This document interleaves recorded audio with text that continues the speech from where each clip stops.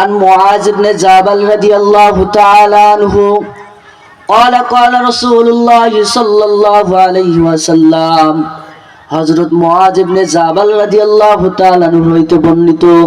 রাসূলুল্লাহ সাল্লাল্লাহু আলাইহি ওয়াসাল্লাম বলেন قال الله تعالى الله تعالى বলেন ওয়াজাবাত মুহাব্বতি আমার তাদের প্রতি ভালোবাসা ওয়াজিব হয়ে যায় যাদের মাঝে তিনটা গুণ থাকবে তাদেরকে আমার ভালোবাসা ওয়াজিব হয়ে যায় এক নাম্বার রাসূলুল্লাহ সাল্লাল্লাহু আলাইহি ওয়াসাল্লাম বলেন লিল মুতাহাব্বিনা ফিয়া যারা আল্লাহর ভালোবাসার জন্য যারা আল্লাহর জন্য নিজেদেরকে পরস্পরের মাঝে ভালোবাসে ও যুবকরা শোনো এই ভালোবাসা মানে ফির আবার মেয়েদের সাথে ভালোবাসা নয় এই ভালোবাসা মানে আল্লাহর জন্য ইসলামের জন্য লিল মুতাহাব্বিনা ফিয়া যারা আল্লাহর জন্য একে অপরকে ভালোবাসে দুই নাম্বার রাসূলুল্লাহ সাল্লাল্লাহু আলাইহি ওয়াসাল্লাম বলেন লিল মুতাজালিসিনা ফিয়া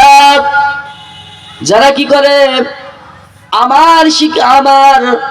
স্মরণে মজলিসের মধ্যে একত্রিত হয় মানে ওয়াজ মাহফিলে কোরআনের মাহফিলে একত্রিত হয় রাসূল সাল্লাল্লাহু আলাইহি ওয়াসাল্লাম বলেন ওয়াজাবাত মুহাব্বতি আল্লাহ তাআলা বলেছেন যে আমার ভালোবাসা ওয়াজিব হয়ে যায় তিন শ্রেণীর মানুষের উপর এক নম্বর লিল মুতাহাব্বিনা ফিয়া যারা পরস্পর আল্লাহকে ভালোবাসেন আল্লাহর জন্য পরস্পরকে ভালোবাসে দুই নাম্বার ওয়াল মুতাজালিসিনা ফিয়া যারা কোরআনের মাহফিলে একত্রিত হয় কোরআনের যেখানে জিকির হয় ওইখানে একত্রিত হয় তিন নাম্বার ওয়াল মুতাবালিজিনা ফিয়া যারা কি করে নিজেদের ধন সম্পদগুলো আল্লাহর ভালোবাসার জন্য ব্যয় করে দেয় এই তিন শ্রেণীর মানুষের উপর আল্লাহর ভালোবাসা ওয়াজিব হয়ে যায় এবার যদি আমরা বলি আল্লাহ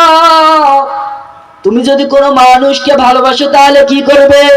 আল্লাহ রাব্বুল আলামিন জানিয়ে দিচ্ছেন কুল ইন কুনতুম তুহিব্বুনাল্লাহ ফাত্তাবিউনি ইউহিব্বুকুমুল্লাহ আল্লাহ রাব্বুল আলামিন অত্র আয়াতে বলেছেন কুল হে নবী আপনি বলিয়া দেন ইন কুনতুম তুহিব্বুনাল্লাহ যদি তোমরা আল্লাহর ভালোবাসা চাও যদি তোমরা আল্লাহকে ভালোবাসতে চাও তাহলে কি করো ফাত্তাবিউনি রাসূলের অনুসরণ করো আমরা বললাম আল্লাহ তাহলে আমাদের কি হবে আল্লাহ বলেন ইউহিব্বুকুমুল্লাহ আমি আল্লাহ তোমাদেরকে ভালোবাসবো আমরা যদি আবার আল্লাহকে বলি আল্লাহ তুমি যদি আমাদেরকে ভালোবাসো কি করবে আল্লাহ রাব্বুল আলামিন বলেন ওয়া ইয়াগফির লাকুম যুনুবাকুম আল্লাহু গফুরুর রহিম আমি আল্লাহ রাব্বুল আলামিন তোমাদের জীবনের সমস্ত গুনাহ খাতাগুলো maaf করে দেব সুবহানাল্লাহ আল্লাহ যদি আমাদের গুনাহ maaf করে দেন আমাদের কি এর চেয়ে আরো ভালো খুশির সংবাদ থাকে এরপরে আসুন আল্লাহর ভালোবাসা অর্জনের জন্য একটা কথা আল্লাহ রাব্বুল আলামিন বলেছেন যে ফাত্তাবিউনি তোমরা রাসূলের অনুসরণ করো রাসূলের অনুসরণ অর্থ কি অনুসরণ হচ্ছে ওই জিনিসটা আমি যেইভাবে যে কাজটা করব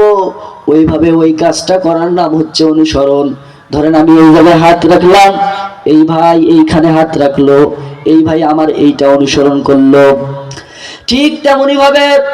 রাসূলুল্লাহ সাল্লাল্লাহু আলাইহি ওয়াসাল্লাম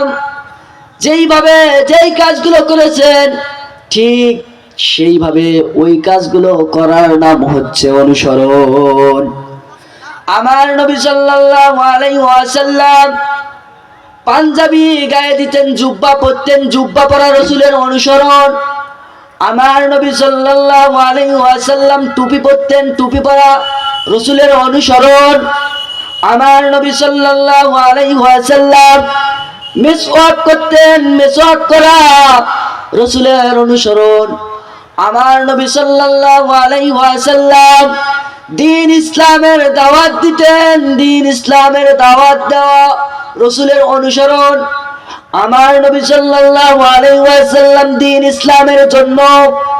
তায়েফের ময়দানে রক্ত ঝরাইয়েছেন, এইটাও রাসূলের অনুসরণ। আমাদেরকে রক্ত ঝরাতে হবে না? না,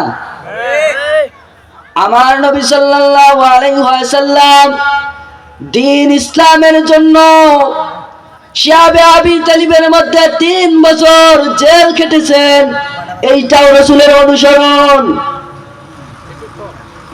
আমার নবী সাল্লাল্লাহু আলাইহি ওয়াসাল্লাম কোরআনের কথা বলার কারণে, ইসলামের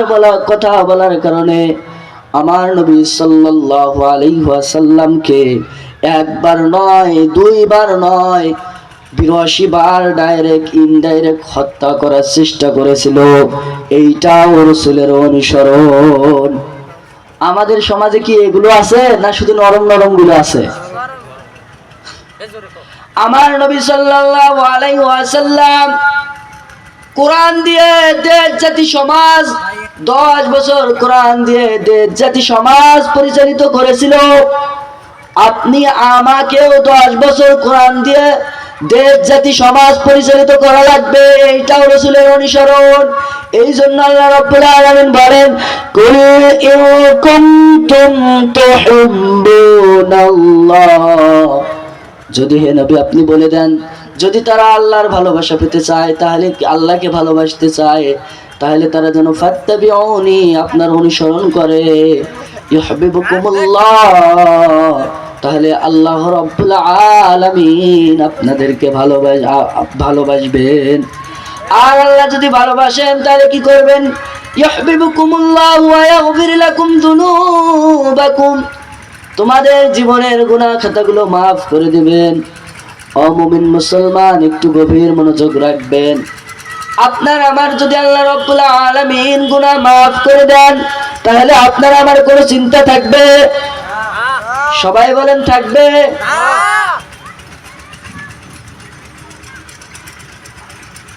আমরা অত্র আয়াত থেকে যেটা বুঝলাম, যদি আমরা আল্লাহর ভালোবাসা চাই তাহলে রাসূলের অনুসরণ করা লাগবে, এবং যদি আমরা আল্লাহর ভালোবাসা চাই তাহলে আমাদেরকে 3টা কাজ করা লাগবে। 1 নাম্বার, পরস্পরকে আল্লাহর জন্য ভালোবাসতে হবে। 2 নাম্বার, কোরআনের মাহফিলে, ইসলামের মাহফিলে যোগ দিতে হবে। 3 নাম্বার, আল্লাহর ভালোবাসার জন্য মানুষের কাছে দান সদকা করতে হবে।